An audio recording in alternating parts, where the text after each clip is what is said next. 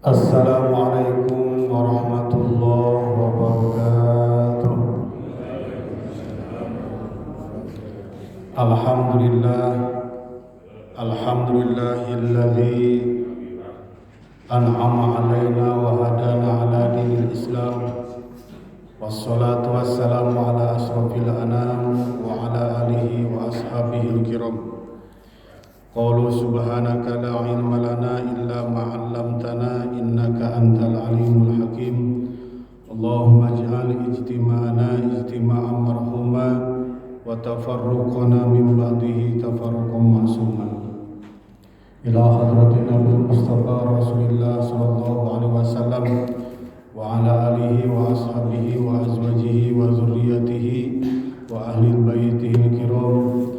Khususan ila sahibir risalah Syekh Muhammad Ismail bin Quraish ibni Kasir Asy-Syafi'i Ad-Damiski rahimahullah wa qaddasa sirah wa nafa'ana Allahu bi 'ulumihi wa khususan ila masyayikhina wa ikhwanina wa li jamil muslimina wal muslimat wal mu'minina wal mu'minat min masyariqil ardi ila magharibiha fi barriha wa bahriha wa faradallahu dhunubahum wa khatayahum. Al-Fatihah. A'udzu billahi minasyaitonir rajim. Bismillahirrahmanirrahim. Alhamdulillahi rabbil alamin arrahmanir rahim maliki yaumiddin. Iyyaka na'budu wa iyyaka nasta'in. Ihdinas siratal mustaqim. Siratal ladzina an'amta 'alaihim ghairil maghdubi 'alaihim waladdallin. Amin. Hadirin ma'asyiral muslimin jamaah salat subuh Masjid Nurul Hijrah rahimakumullah. Tema kali ini yaitu tentang tafsir tematik ayat-ayat Al-Quran berkenaan dengan udhiyah, berkenaan dengan kurban.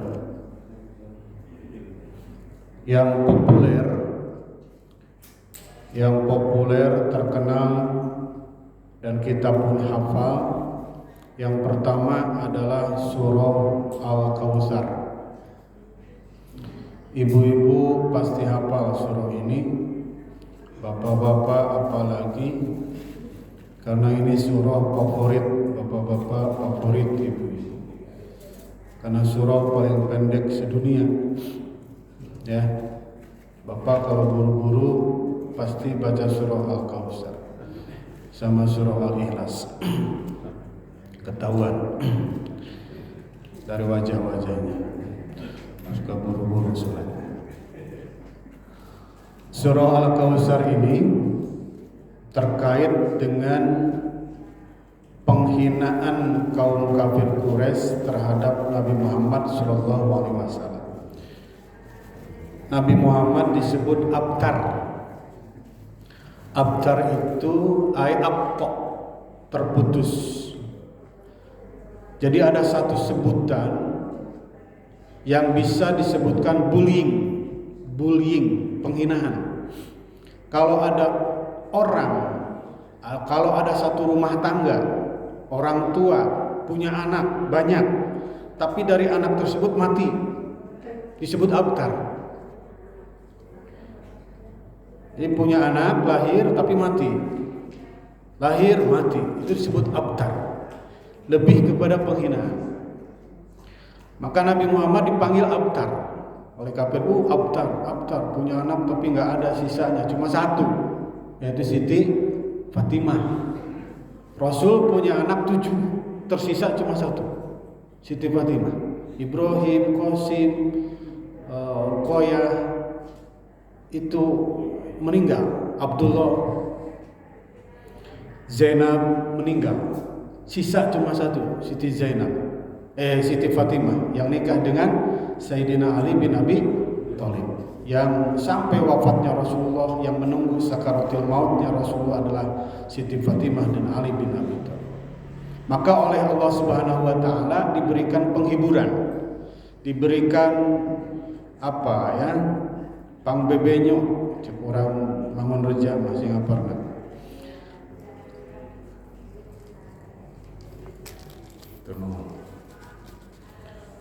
Muhammad Inna a'tainakal kautsar. Kami sudah memberikan nikmat yang banyak buat kamu. Ngapain sedih? Nama Nabi Muhammad disebut di dalam sholat sebanyak berapa kali itu? Kalau sholawatnya 2 kali, setiap sholawat 2 kali 5 berarti 10 kali disebut. Di dalam azan disebut. Jadi Nabi Muhammad itu di dalam surah Ad-Duha dikatakan, "Wad-duha wal-laili idza saja ma wada'aka rabbuka wa ma qala walal akhiratu khairul laka minal ula wa la sawfa yu'tika rabbuka fatarda." Alam yajidka yatiman fa'awa. Kamu yatim, aku yang melindungi. Wa wajadaka dhalan fahada. Engkau tersesat, aku yang memberikan petunjuk. Wa wajadaka ailan fa'agna. Engkau dalam keadaan miskin, aku yang memberikan kekayaan, memberikan kecukupan. Dalam surah Al-Insyirah, alam nasrah laka sadrak wa wada'na anka wizrak alladzi anqadha dhahrak. Hati kamu sudah aku lapangkan, beban kamu sudah aku ringankan. Wa rafa'na laka dzikrak. Engkau diangkat, disebut setiap saat. Di dalam azan ada asyhadu an la ilaha illallah wa asyhadu anna muhammadar rasulullah. Di dalam iqamat disebut nama Nabi Muhammad miliaran kali. Setiap hari Nabi Muhammad disebut. Itu nikmat yang banyak. Kamu adalah nabi yang paling akhir tetapi sayyidul anbiya wal mursalin. Kamu satu-satunya nanti di padang mahsyar yang diberikan syafaatul uzma. Begitu banyak nikmat yang diberikan Allah kepada Nabi Muhammad. Kenapa sedih? Inna a'tainaka kautsar. Oleh karena itu kata Allah, fasolli, solatlah, li rabbika, karena Tuhanmu, wanhar, dan berkorbanlah. Mafhumnya apa Pak? Kalau kita diberi nikmat banyak, cara bersyukurnya apa? Sholat. Sholat, udahlah, perbanyak sholat. Minimal sholat 5 waktu ini jangan kita tinggal. Terutama bapak-bapak sholat berjamaah di masjid. Ya, kalau di rumah pakai mukena. Ibu-ibu pakai mukena. Fasolli, sholat, lirabbika, karena Tuhanmu, wanhar, dan berkorbanlah.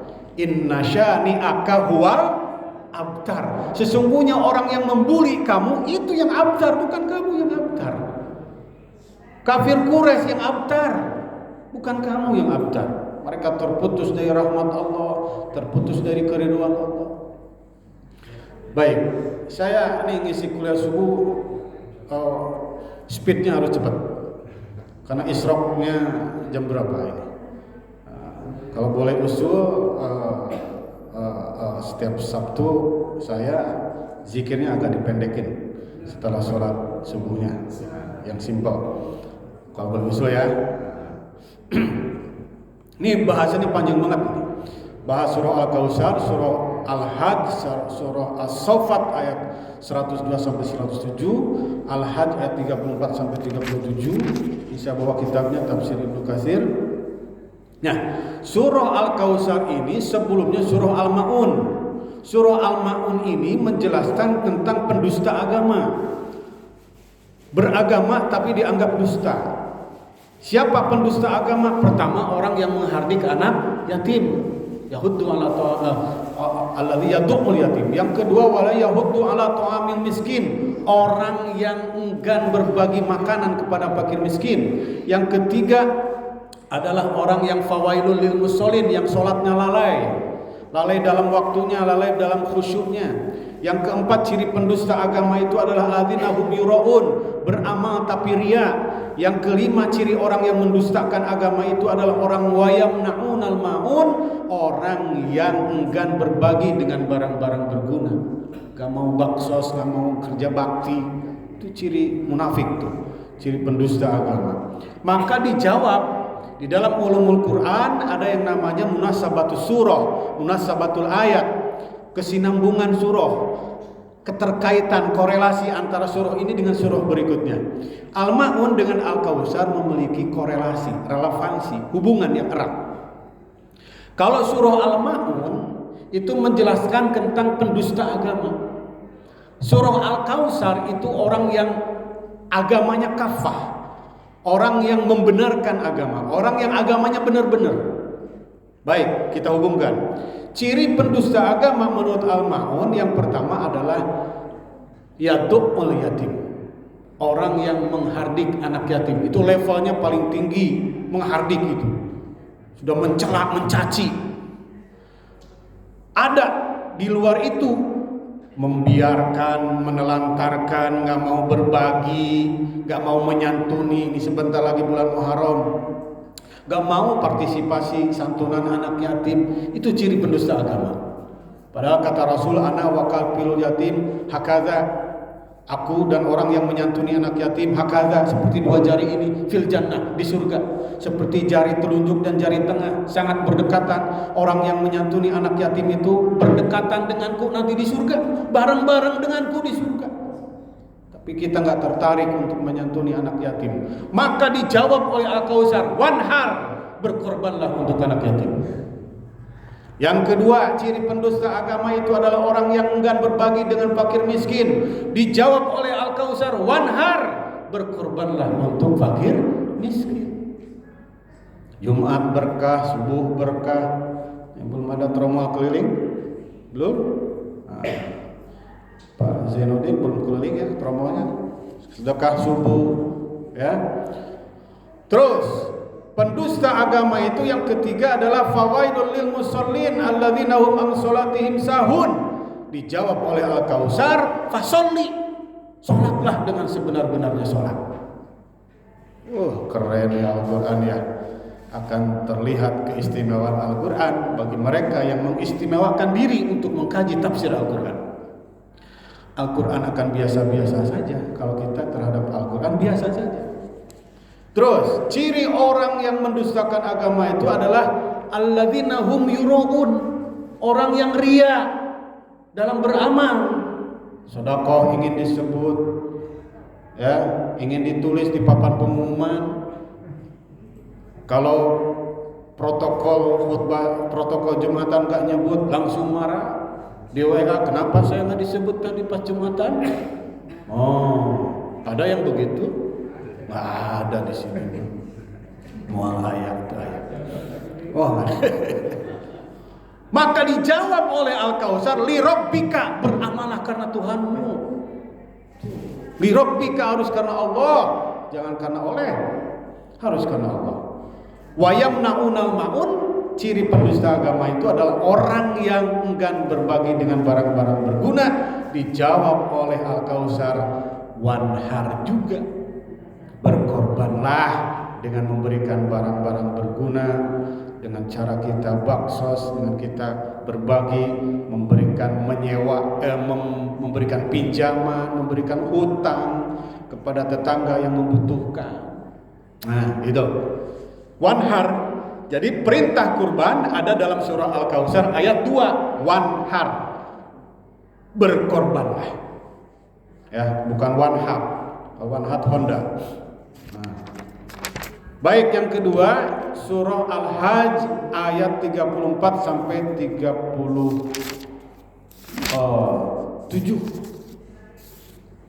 Bismillahirrahmanirrahim. Wa likulli ummatin ja'alna mansakan.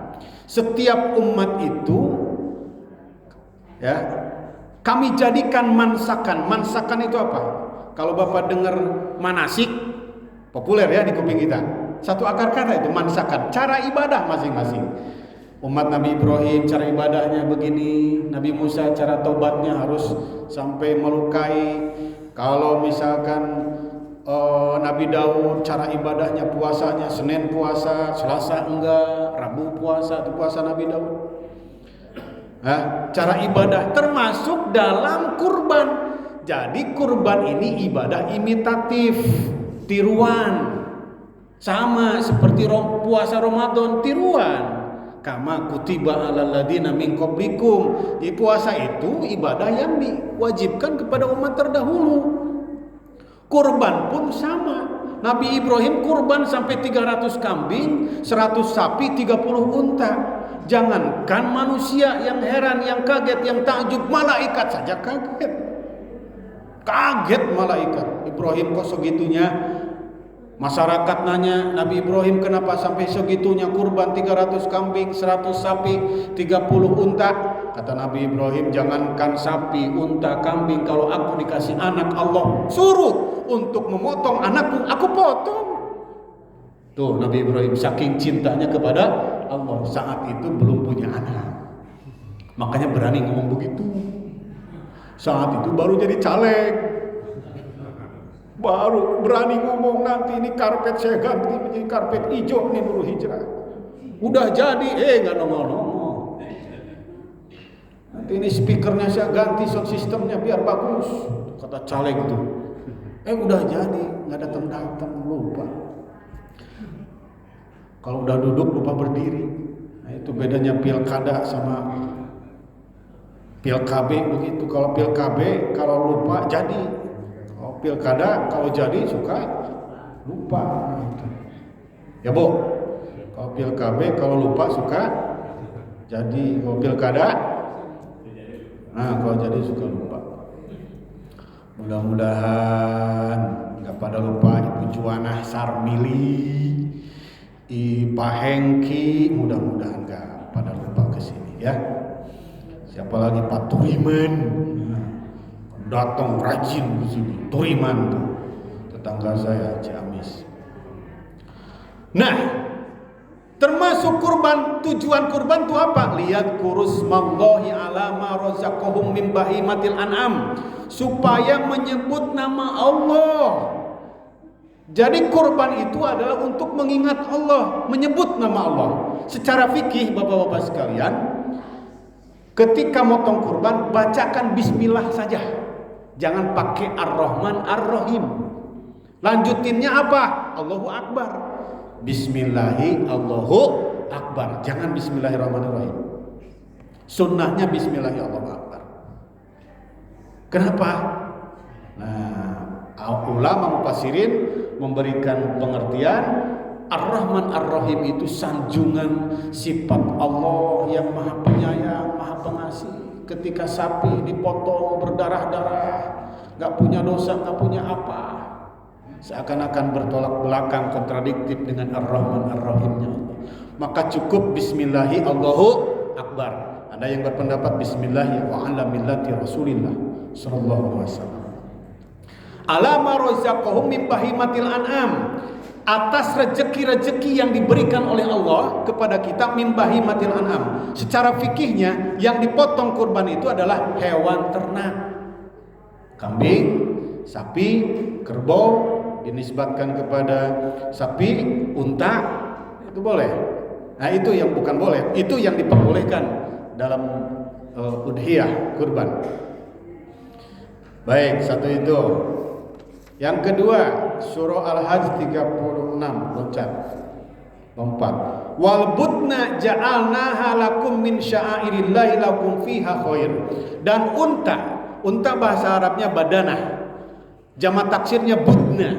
Dan unta kami jadikan min sya'airillah, dari syiar agama Allah. Salah satu syiar agama Allah, perjuangan para nabi itu selalu diiringi dengan hewan khas, yaitu unta. So, zaman Nabi Ibrahim ada unta. Nabi-nabi itu selalu hewan khasnya itu apa? Unta. Itu syiar agama Allah. Jadi unta itu salah satu syiar agama Allah. Nabi Muhammad ya. Dan ciri khas binatang ternak padang pasir itu unta. Sekalipun unta punya kelemahan, yaitu apa? Lahir di Arab, gede di Arab, tapi nggak bisa bahasa Arab. Itu unta. Ya, jadi kalau lahir di Indonesia, gede di Indonesia, tapi bahasa Indonesia nilainya jelek, nah itu kayak unta. Min sya'airillah, lakum fiha khair. Unta itu banyak kebaikannya. Pertama, transportasi, betul. Dulu sebagai alat transportasi. Kedua, tentunya untuk daging, di dalamnya juga ada obatnya. Yang ketiga tentunya adalah unta itu salah satunya dulu sebagai akomodasi untuk perang, sehingga barang-barang akomodasi itu diangkut oleh unta. Unta itu banyak manfaatnya. Tujuannya apa? Fadkurusmallah. Tujuannya, manfaatnya juga ibu kalau umrah, kalau haji dipotong sama unta. nggak haji nggak umroh ke Ragunan nyari unta, foto sama unta. Nah, ya Bu ya. Fadkurusmallah alaiha sawaffa.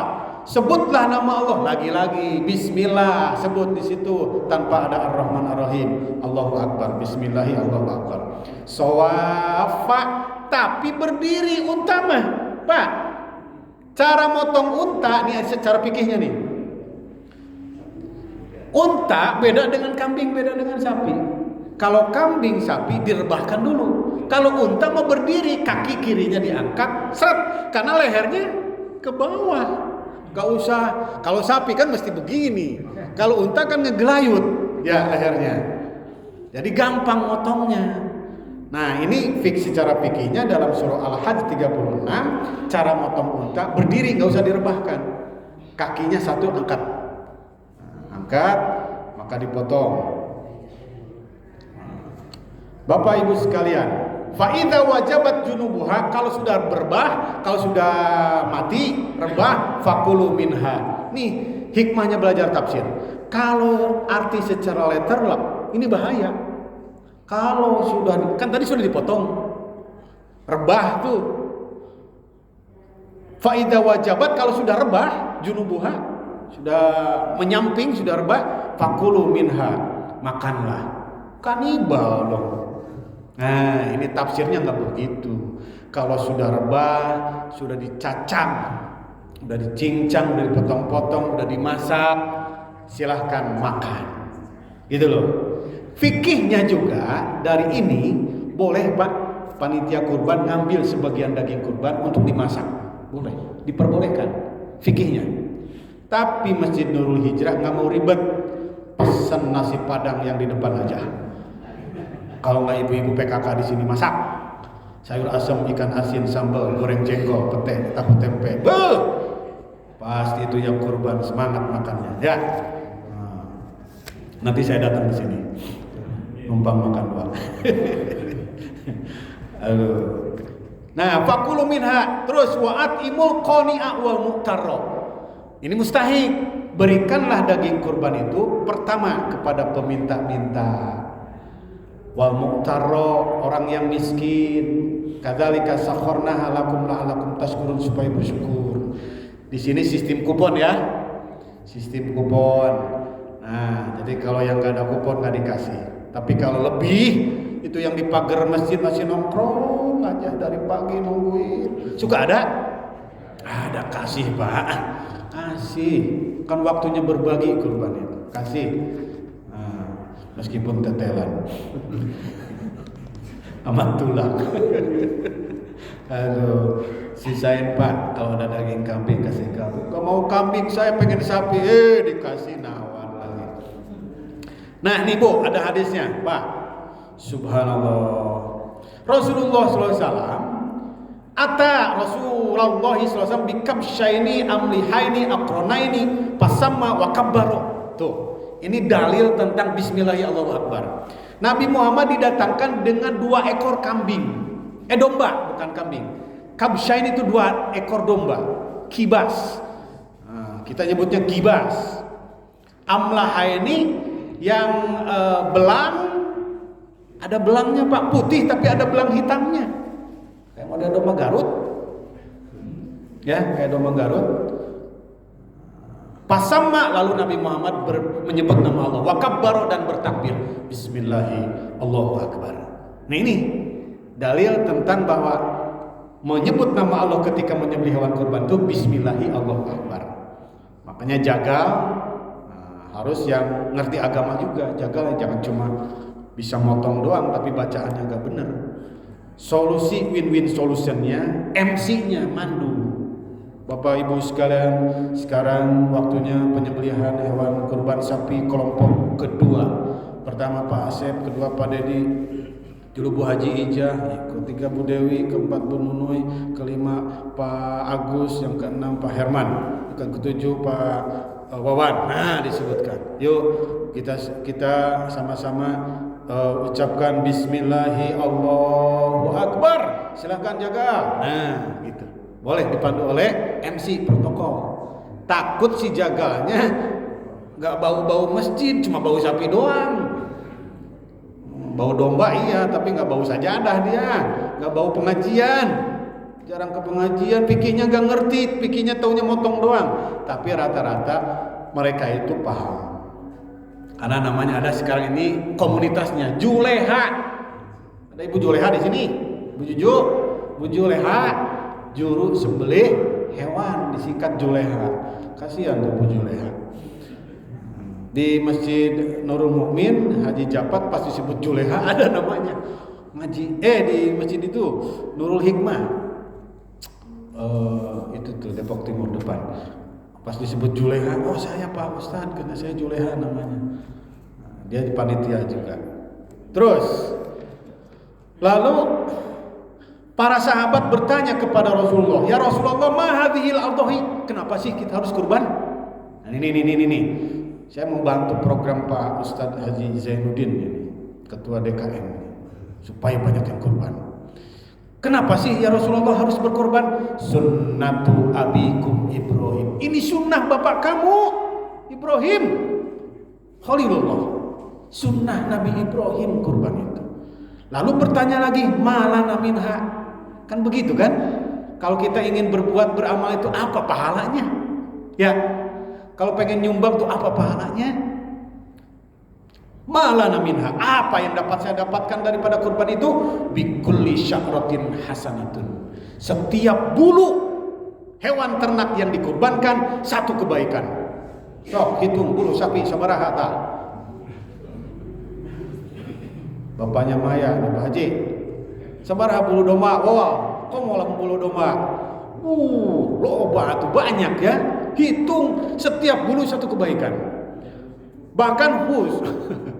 Bahkan secara khusus domba mah disebut di sini bikuli sya'ratin minas sauf hasanatun. Setiap satu bulu wol yang ada di domba itu satu kebaikan. Masya Allah, Bu. Silakan Bu yang belum daftar, masih udah berapa kelompok Pak Haji Jaib? Baru 4 kelompok, yuk bikin kelompok kelima. Yang dengar speaker ini, pengeras suara ini, ada hadisnya, man kana lahu sa'atun walam yudohi fala yakrobanna musallana. Barang siapa yang memiliki kelebihan harta lalu dia tidak berkurban, maka jangan deketin musolaku, kata Rasulullah. Artinya apa? Ulama mufassirin muhaddisin mengatakan, barang siapa yang memiliki kelebihan uang, harta, lalu dia tidak berkurban, Islamnya dipertanyakan. Jangan deketi musolaku, jangan sholat itu simbol keislaman. Jadi kalau tidak kurban sementara dia mampu, hartanya banyak, depositonya banyak, rekeningnya penuh, tapi nggak kurban, Pak Ustadz, saya tahun kemarin sudah. Enggak begitu kalau kurban. Memangnya akekah? Kalau akekah seumur hidup.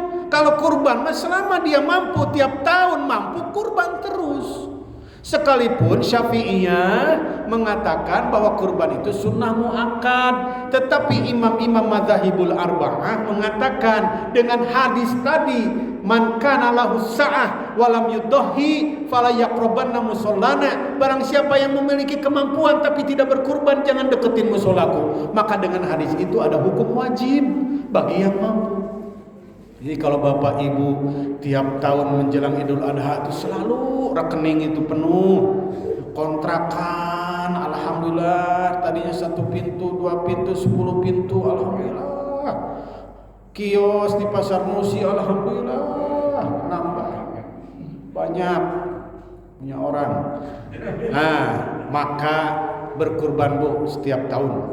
Tidak ada alasan. Sudah tahun kemarin, bukan akekah, kurban mah bukan kayak akekah. Kurban mah tiap tahun kalau mampu.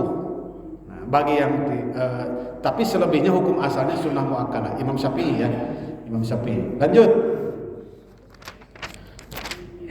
Sekarang surah Al-Hajj ayat 37. La yanalallaha luhumuha wala dima'uha walaki yanaluhut taqwa minkum kadzalika sakhkharaha lakum litukabbirullaha ala ma hadakum wa basyiril muhsinin. Yang sampai kepada Allah itu bukan dagingnya, bukan darahnya. Walaki yanaluhut taqwa minkum, yang sampai kepada Allah itu takwanya. Nabi Ibrahim sampai kurban 300 kambing, 100 sapi, 30 unta, itu karena kecintaannya, ketakwaannya melebihi segala-galanya kepada Allah, mengalahkan kecintaannya terhadap anak. Kita mah terbalik, cinta sama anak mengalahkan cinta kepada Allah.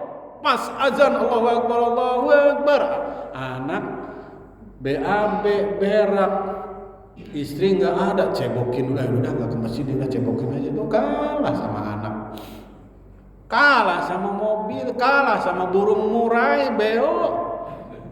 Demi burung beo murai, kagak sholat asar, kagak sholat duhur di masjid tuh Pak Haji ini. Merasa ya kesindir, biarin dah, saya tukang nyindir. Nyindir saya sendiri juga ini. Takwanya yang Allah terima itu minkum, daripada kamu. Terakhir kita akan membahas surah As-Saffat. Bapak Ibu, setelah surah Yasin ada As-Saffat.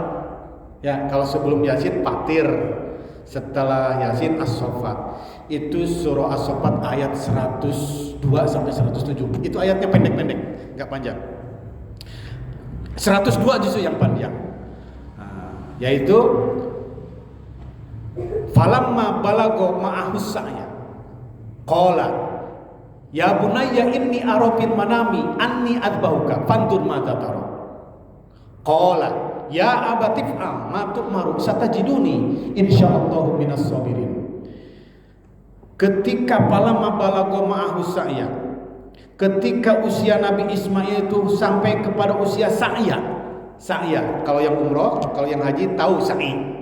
Sa'i satu akar kata dengan sa'ya. Sa'ya satu akar kata dengan sa'i. Apa itu sa'i? Lari-lari kecil. Ketika usia Nabi Ismail sampai kepada usia bisa lari-lari kecil, usia berapa tahun? 9 tahun. Ada yang mengatakan 9 tahun. Kalau 7 tahun udah bisa lari-lari ya. 9 tahun, 13 tahun. Ada yang mengatakan 13 tahun. Maka Nabi Ibrahim berkata kepada Nabi Ismail, ya bunaya inni ara fil manami anni an abahuka. Ismail, babe tadi mimpi, tadi ngelihat di dalam tidur. Melihat dalam tidur berarti mimpi. Anni abahuka, aku menyembelih kamu. Pandur mata taro. Coba pendapat kamu gimana? Ya Allah, seorang bapak yang bijak ya. Iya. Kalau kita mah ya, Mail, Hasan, Babe, pokoknya kamu harus masuk IPA, gak boleh IPS. Kalau nggak IPA, oh gitu. Tapi Nabi Ibrahim enggak, pandur mata taruh. Padahal ini perintahan dari Allah. Coba menurut pendapat kamu gimana? Anak diorangin, diajak dialog, demokratis. Maka jawaban anak yang soleh keluar, jawaban yang soleh. Ya abatif ahmatuk marusata jiduni insyaallah minas sabirin. Bapak, lakukan apa yang diperintahkan oleh Allah. Satajiduni insyaallah minas sabirin. Insyaallah aku termasuk orang-orang yang sabar. Itu mimpi pertama pada tanggal 8 Zulhijjah, sehingga disebut tarwiyah. Tarwiyah satu akar kata dengan ro'a. Ro'a melihat di dalam tidur, mimpi. Saat itu Nabi Ibrahim tanggal 8 belum yakin bahwa itu dari Allah mimpinya. Masih was-was, ini setan apa iblis, kok mimpinya begini. Malam ke-9 mimpi lagi Arafah. Makanya 9 Zulhijjah disebut puasa Arafah. Kenapa? Karena Arafah tahu bahwa mimpi itu bukan dari iblis tapi dari Allah. 10 udhiyah, eksekusi, pemotongan Nabi Ismail. Makanya disunahkan puasa Tarwiyah dan Arafah. Bu, hari ini alhamdulillah sudah tanggal 1 Zulhijjah. Catat Bu, Sabtu ketemu Sabtu 8. Tuh, berarti Sabtu besok 8 Tarwiyah. Minggunya Tasu'a, Arafah, puasa tuh 2 hari. Pak Ustadz, saya sibuk kalau Sabtu udah ada acara makan-makan. Tanggal Sabtu mah ada nikahan, masa saya puasa?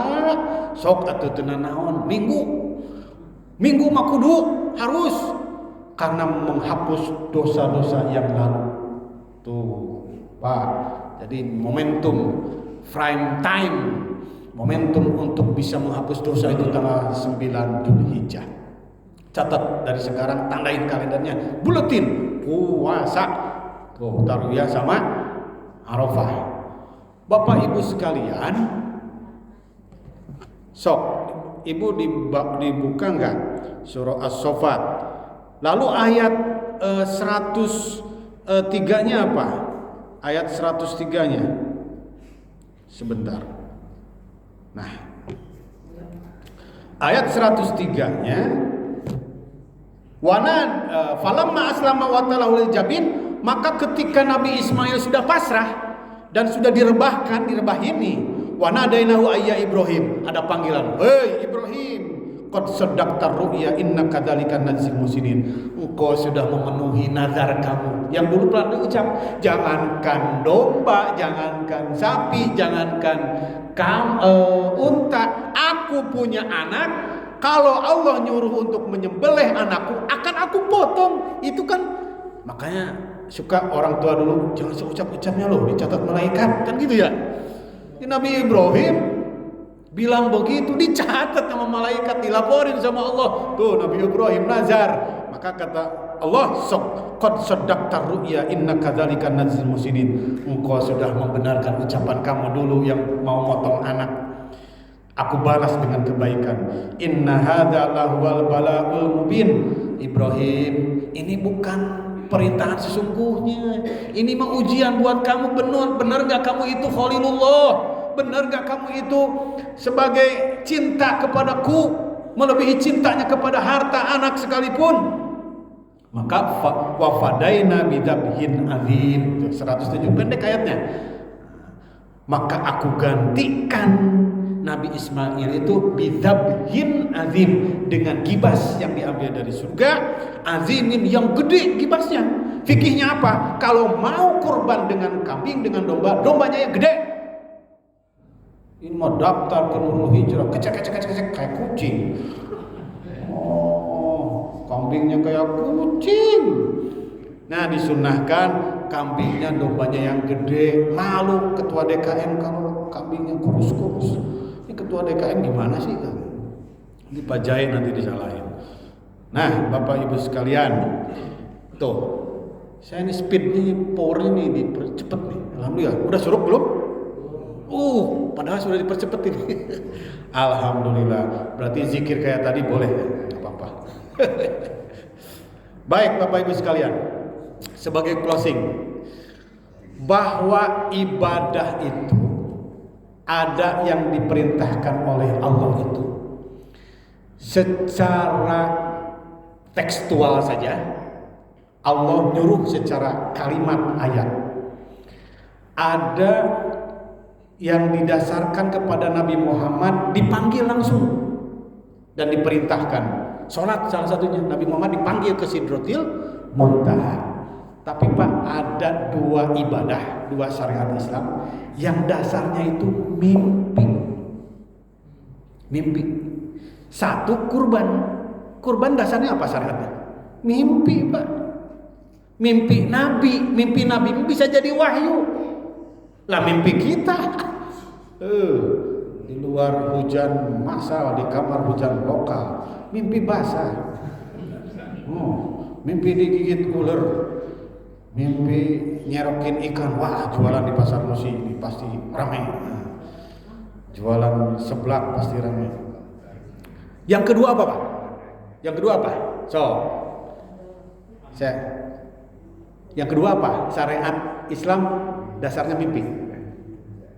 Ada yang tahu?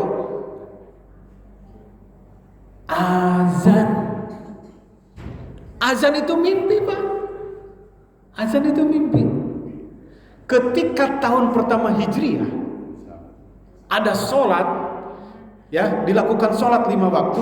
Para sahabat bingung, ngumpul-ngumpul begini. Ini gimana ya cara memulai sholatnya? Gimana nih? Pada bingung. Muncul keluar ucapan, dah bunyikan lonceng, pakai lonceng aja, teng teng teng teng teng. Wah, kata para sahabat, gak begitu dong, itu kan Nasrani, Karesten eta mah Kristen. Masa pakai lonceng, ning nong, kayak Kristen niru. Dah kalau begitu pakai trompet, trompet Yahudi. Makanya yang tiup trompet tahun baru itu gaya-gaya Yahudi. Awas, hati-hati. Pas niup trompet, malaikat Israfil ikut-ikutan niup, kiamat nanti. Maka Rasulullah SAW ketika ngobrol dengan para sahabat, dah gini saja, kamu berdoa nanti malam di antara kalian ada yang bermimpi bagaimana nanti cara memanggil sholat itu. Maka benar tuh, ada seorang sahabat namanya Abdullah bin Zaid bin Abdul Rabih. Abdullah bin Zaid bin Abdul Rabih. Dia mimpi. Jadi cerita ngumpul-ngumpul di masjid tentang lonceng, tentang trompet, ke bawah mimpi. Ada yang ngajarin, mau nggak aku ajarkan bagaimana cara memanggil sholat. Diajarkan kalimat Allahu Akbar, Allahu Akbar, sampai la ilaha illallah. Bangun pagi, bangun subuh, menghadap kepada Rasulullah, ya Rasulullah, aku tadi mimpi begini, diajarkan begini cara memanggil sholat, begini. Maka kata Rasulullah, tuh Rasulullah nggak gengsi, nggak merasa terlangkahi, mentang-mentang idenya dari seksi, ya seksi peribadatan, ketua DKM, nggak merasa gengsi.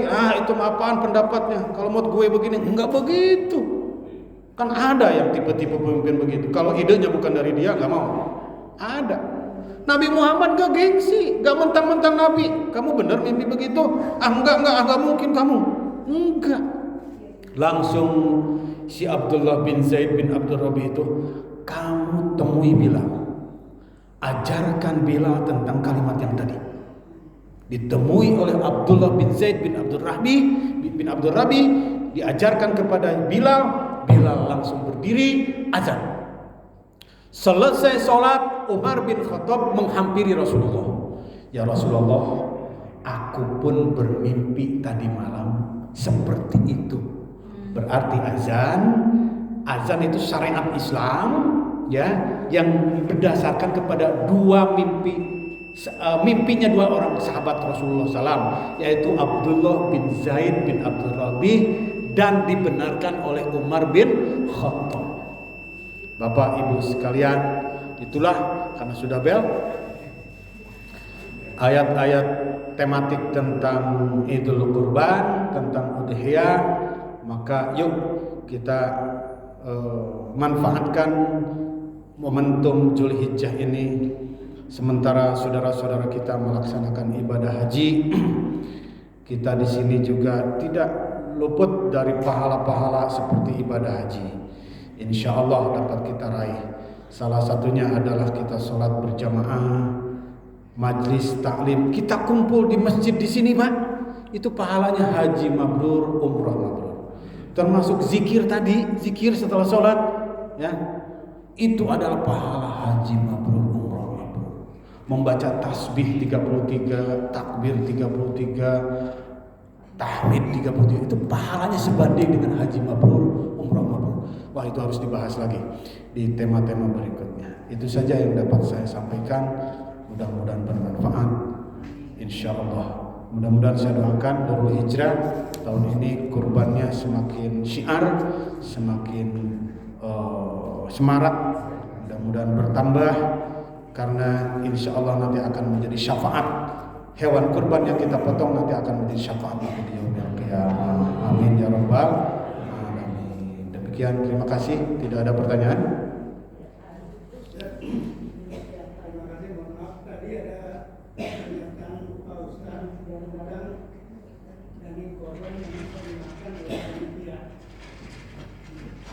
Dalam pelajaran sebelumnya dari Fikih, ya. katakan bahwa untuk panitia boleh makan daging kurban, tapi harus ada izin dulu dari kurban itu. Nah, tadi Ustaz mungkin nggak menjelaskan sebenarnya bagaimana penegasan. Ya, betul. Tidak dosa gitu. Jadi itu Pak. Dah, satu aja pertanyaannya. Ibu-ibu ada? Bu Haji? Nggak ada ibu-ibu ya? Kalau ibu-ibu ikut suami. Betul, setuju Pak. Setuju. Jadi harus ada izin dong. Tiba-tiba bendahara DKM main ngambil aja, main ngembat aja. Nih, masak sate. Jangan. Harus ada perizinan. Tapi sih apa yang sudah berlaku tradisi di beberapa masjid di Depok itu jarang Pak. Rata-rata konsumsi sendiri. Jadi dari 3,5 juta itu biaya pemeliharaan, biaya jaga, biaya konsumsi ya Pak Zaid saja. Jadi tidak ada di situ ngambil nanti Bu kambingnya dagingnya diambil sebagian buat enggak ada. Rata-rata itu pakai biaya tersendiri biasanya. Dan biar fokus ya mendingan begitu. Ibu-ibu masak sayur lodeh aja dah, ikan asin sayur tempe, sambal, enak itu, seger. Asam ya, setuju? Setuju. Tidak ada yang kontradiktif Pak, tidak ada yang kontradiktif. Nanti saya tadi menambahkan menjelaskan harus seizin, ya, termasuk jual kulit, jual pala, kaki sapi itu suka, itu masalah-masalah yang sering berulang-ulang tiap tahun tuh, masalah kaki, masalah pala, masalah buntut ketua DKM, awas, ada yang begitu ada. Awas, hati-hati. Itu wilayah fikih, jangan terlalu ini. Tanyakan kepada yang bahas fikih. Ya, sami-sami Pak. Sekian demikian, terima kasih. Shadaqallahul azim. Allahumma rahamna bil Qur'an waj'alhu lana imaman wa nuran wa hudan wa rahmah. Allahumma dzakkirna minhu ma nasina wa 'allimna minhu ma jahilna warzuqna tilawatahu ana al-laili wa atrafan nahar waj'alhu lana hujjatan ya rabbal alamin. Amin. Subhanakallahumma wa bihamdika nashhadu an la ilaha illa anta nastaghfiruka wa natubu ilaik. Assalamualaikum warahmatullahi wabarakatuh.